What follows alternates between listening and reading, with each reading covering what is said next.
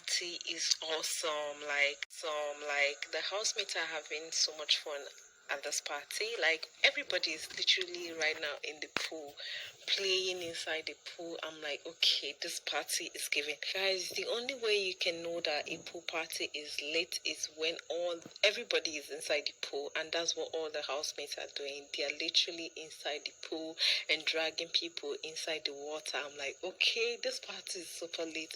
Guys, this week has been so much fun for the housemates. I feel like this week wasn't as hectic as last week. So the housemates are really catching cruise and enjoying themselves. Guys, literally everybody. Like, this party is so much fun.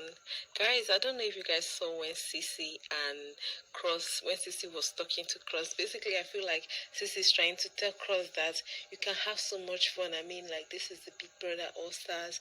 There's no other time you can have this kind of fun. Big Brother is not going to invite us back into this house because this is the All Stars and we are not coming back again. I'm like, okay. He's already telling Cross that, see, be on your lane. I'm going to be on my lane. Like, this thing is not anything. We are nothing. So have your fun, catch your cruise if you want to. Like, I'm like, okay, Sissy, let the man know. Let them know. Also,